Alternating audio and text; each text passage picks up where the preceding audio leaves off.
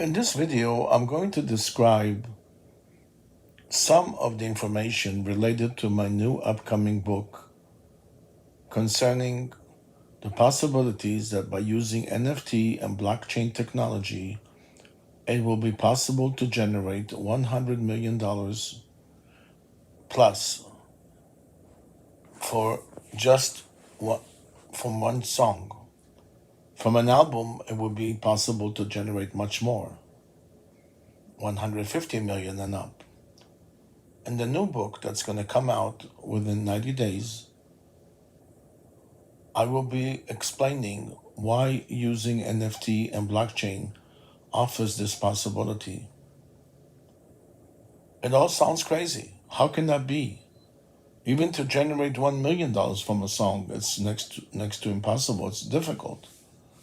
To generate 5 million, you have to have a major hit. How can you generate over $100 million from a song? It sounds totally unbelievable. Well, I got news for you. It is possible. Based on my history, since I'm 16 years old in the music business, and all kinds of very advanced things I've been doing, which I'm not going to detail in this video, I believe that NFT blockchain technology is the biggest thing that ever happened to the music business.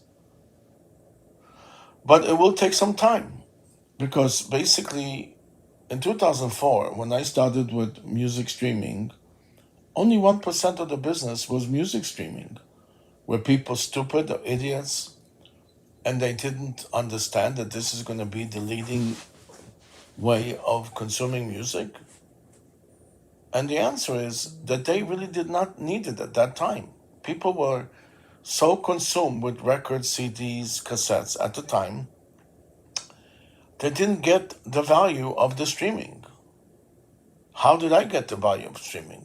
The answer is that at the time I've seen Napster for the first time, I was visiting Israel. And I looked for record stores there, and most record stores in Israel were very few.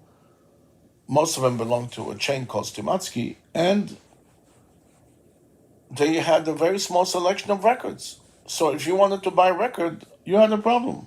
How do you get the record? One day I saw a demonstration of Napster, and I was going crazy. Here I was able to see or hear any music I wanted. Obviously, it was illegal, so let's not go there. But that existed. And for a few years, I shopped looking to license music catalogs specifically for digital streaming.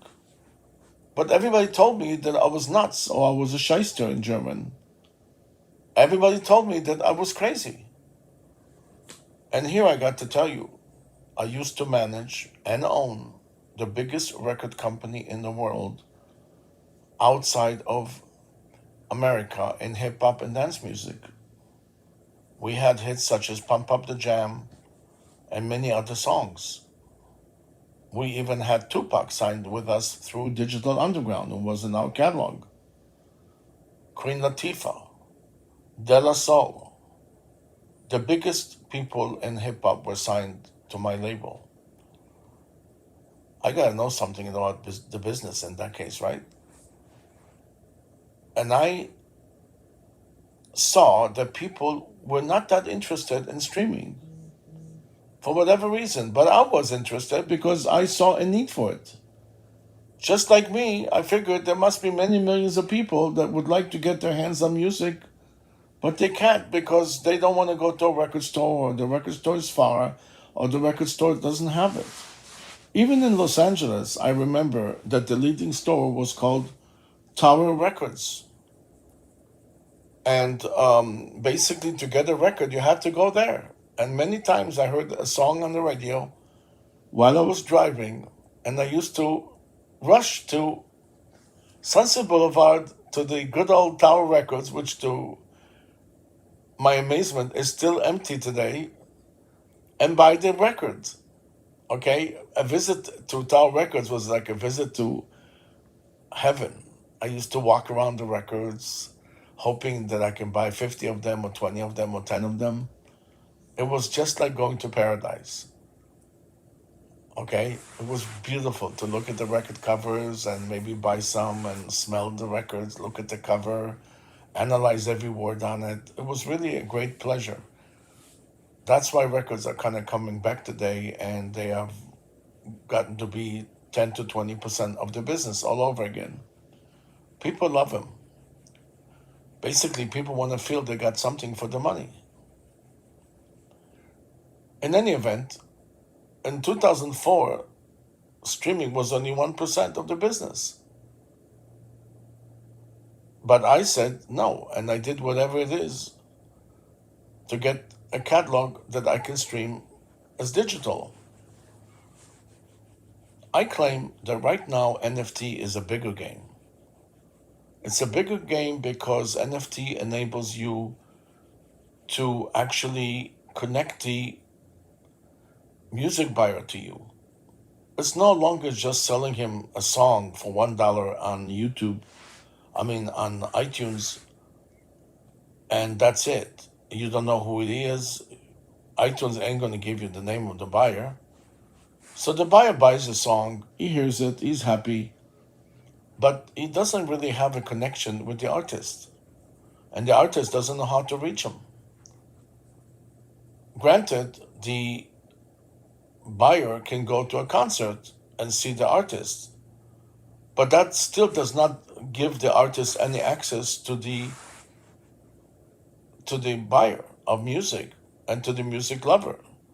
All the music lover can do is sing and dance and prance at the show, jump up and down, hear the song, get excited, maybe buy some merch at the end of the concert, and go home. That's it. The artist lost the possibility of making a hell of a lot of money from the same buyer of music. You might say, why should I promote an artist and give him all kinds of money? He's rich enough. The answer is that an artist should be compensated for his work. And when the artist is compensated, there's a good chance they'll come up with some more songs that are great. If you went to a restaurant and somebody gave you a nice meal, a waitress, most probably you'll give her a tip because she tried hard to please you, make you happy. Didn't the artist try hard to make you happy? Songs don't happen on their own. And many of these artists are starving artists who don't have enough to eat. So there's nothing wrong if an artist makes money from you, not to mention that in today's climate, the artist only gets a tiny percentage of what he deserves to get. So in my new book that will come out within 90 days, I will be describing very accurately how it is possible for an artist to generate over $100 million from one song. The most important thing, he will actually get most of the money in his pocket, which might create a whole new class of rich artists. There are very few artists that are worth over $100 million. There are some. But if artists will be able to generate $100, $150 million from a song or an album in their pocket, it will generate a whole new collection of artists that are very rich. A lot of artists that make money today, they buy real estate in order to protect their money. And some of them don't even make music anymore. But if an artist knows that his game could be worth big money, he may not leave the music arena and may continue. So until next time, from Shmulik, bye.